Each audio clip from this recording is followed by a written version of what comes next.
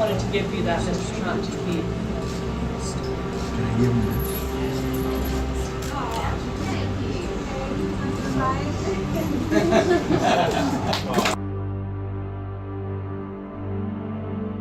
So which topic are we going with? The one that pisses you off real good or the one you lack understanding in? The one that pisses me off really, really good. My children are being placed second in the country that they are born in and that they are citizens of when illegal alien kids are walking over the border and being drug over by their parents. Does that piss me off? Yeah, it pisses me off. Yeah.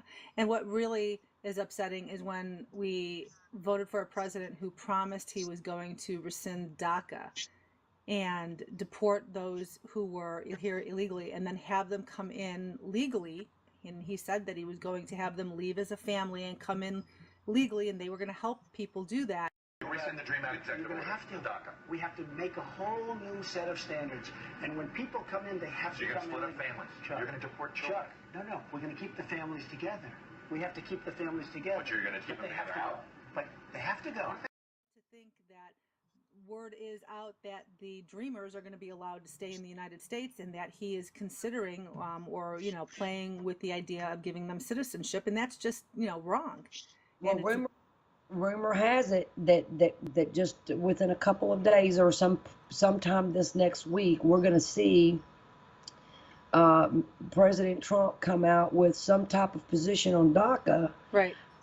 Or plan on how that the federal government is going to deal with DACA. Now, so for people that lack understanding between the differences between DAPA and DACA, DAPA, as I'm understanding it, is the parents of the DACA kids, which they're of the dreamers, illegal alien dreamers. Right, it's the parents that brought their kids over illegally. President Obama and the senators that are helping the dreamers created a little 1-2 punch where the dreamers get their amnesty and the parents will be right along with them. So you're saying that the kids under DACA, they are children that were brought over into the United States. They're not children, though, Tanya. We've said this. They're adults. At one time they were children, now they're grown adults. These are grown adults in the United States that have known their entire life that they've been in the United States illegally, and they have thoroughly benefited from being in the United States illegally.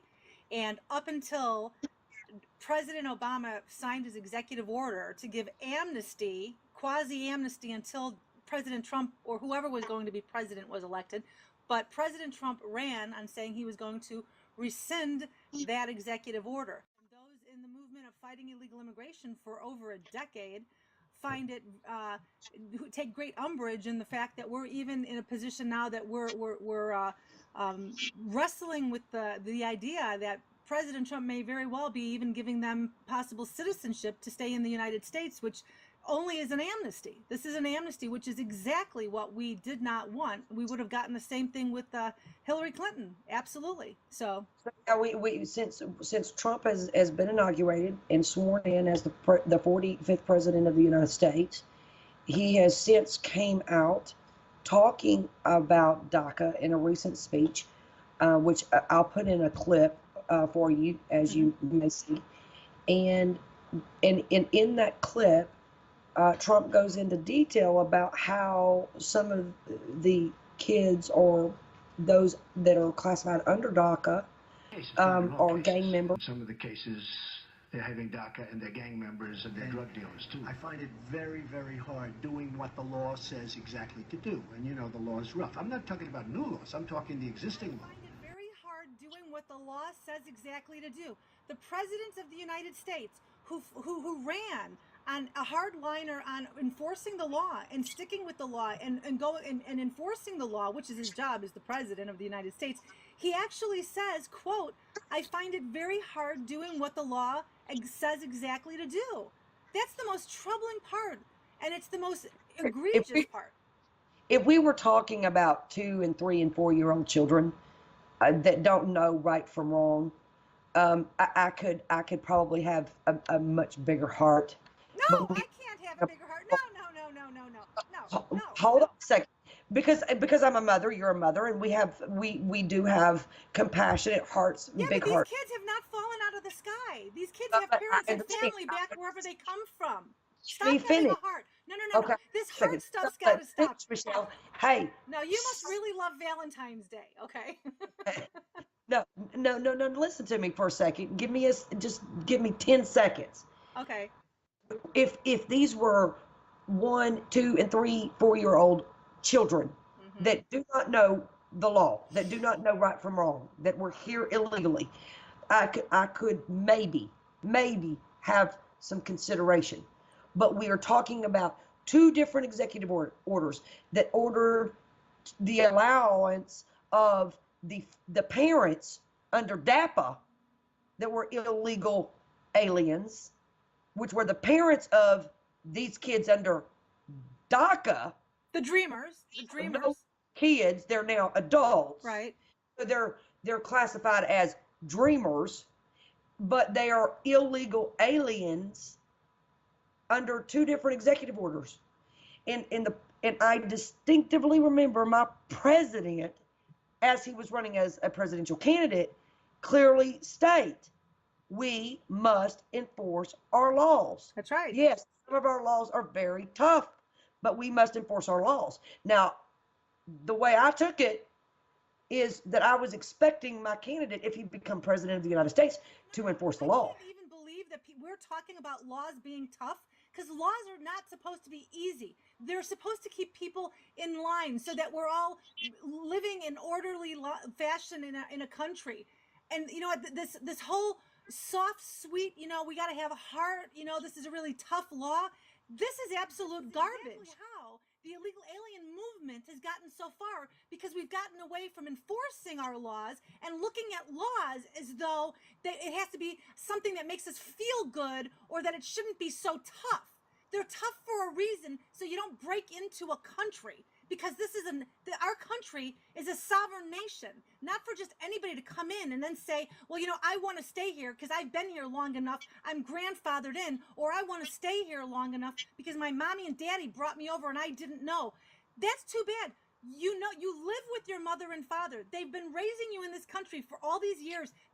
Your entire family's known you are illegal. This is not a mystery to them. They have not lived in the shadows, because they're bringing in money, they're buying homes, they're buying cars, they've got money, they're wealthy, and then they're getting social services. Our country knows where they're at, and they're even counted in our census. It's about time that, no more Mr. Nice Guy, and enough is enough.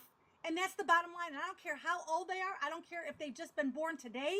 They're not American citizens. And I don't care if they've been brought over when they were 5, or if they're here and they've been here for the last 25 years. Every part of that family is an illegal alien. And when are we going to start looking at our families? American families come first. Our children come first.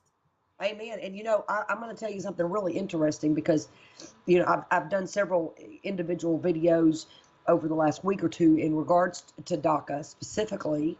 And the big question that I proposed is, what about the American dreamers, the American citizens in this country that has worked so hard to build off of that American dream? You have a presidential candidate that stood up there talking about restoring the American dream. Okay. Yes. You've got American citizens here trying to restore that American dream, but we're not being given the opportunity. If we've got illegals that we're protecting under a special class that does not exist, by the way, but we have a special class of illegal aliens that all of a sudden we're going to say, oh, well, because you're under this protected executive order, DACA, issued by President Obama, I'm going to give some leniency and have some heart. And that does make them a special class. Even though I know that some of you may be gang members and that of drug dealers, I'm going to allow you to stay. So, Trump hasn't 100% come out and said, oh, I'm going to give this huge, big leniency and allow these people to stay. He hasn't said that yet. He has said we were going to deal with DACA with heart. Well, with heart. Well, but there's more to it, Tanya.